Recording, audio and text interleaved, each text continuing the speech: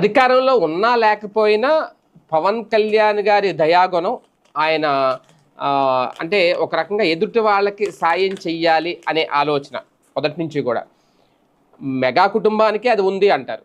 పవన్ కళ్యాణ్ గారు ఆ మెగా కుటుంబంలో ఇంకా ఎక్కువ ఆయన ఇప్పుడు ఎవరికైనా ఎంత ఎందుకు ఫర్ ఎగ్జాంపుల్ ఎన్నికలకు ముందు చనిపోయిన కౌలు రైతు కుటుంబాలను పరామర్శించి ఒక్కొక్క కుటుంబానికి ₹1,00,000 చెక్కు ఆయన సొంత డబ్బులతో ఇచ్చారు. అలాగే ఎవరైనా చేస్తారా?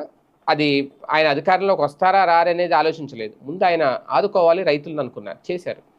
అలాగని అధికారంలో వచ్చిన తర్వాత కూడా ఆయన చేస్తారు. ఎన్నో తెలియదు అంతే, కొన్ని అన్నీ బయటికి రావు కదా.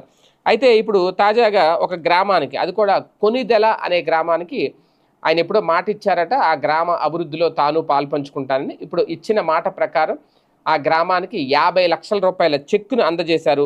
నంద్యాల జిల్లాలోని ఓ మారుమూల గ్రామానికి ఇచ్చిన మాటను ఉప ముఖ్యమంత్రి కొనిదెల పవన్ కళ్యాణ్ నిలబెట్టారు.